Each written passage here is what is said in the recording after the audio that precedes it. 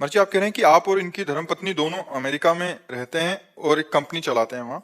मर्जी, आज मैं जो भी हूँ वो अपने माता पिता के श्रम और त्याग से हूँ।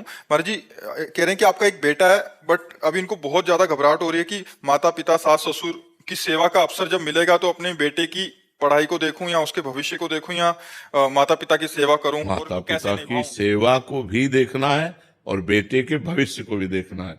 दोनों बातें अति आवश्यक हैं। अगर बेटे के भविष्य के लिए माता पिता की सेवा छोड़ देते हैं तो आपका भविष्य और आपके बेटे का भविष्य चौपट हो जाएगा।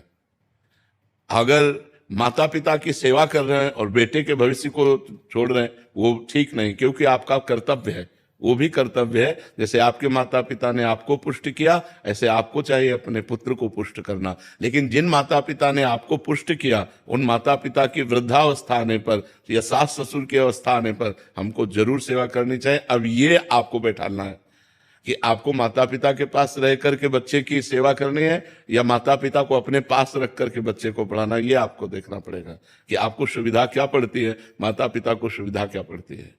पर लेकिन कर्तव्य दोनों को पालन करने का है। जो अपने माता पिता की सेवा नहीं करते वो आध्यात्मिक और लौकिक उन्नति बिल्कुल नहीं कर सकते। आज कर रहे हैं तो कल नष्ट हो जाएंगे।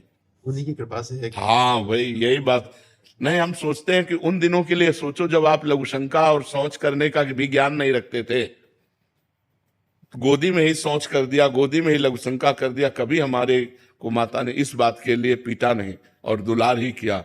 आज वो सैया पर अगर शौच कर देते हैं तो हमारा कर्तव्य है हमको वैसे ही दुलार करते हुए उनकी सेवा करनी चाहिए। वो बड़े निकृष्ट हैं, वो बड़े नीच हैं जो जवान होकर अपने वृद्ध माता पिता को पीड़ा पहुंचाते हैं और उनकी सेवा नहीं करते। उनकी बड़ी दुर्गति होगी। इसलिए मातृदेवो भव पितृदेवो भव, ऐसा हमारा वेद कहता है। वो साक्षात भगवान है। ऐसे भाव से आराधना करनी चाहिए।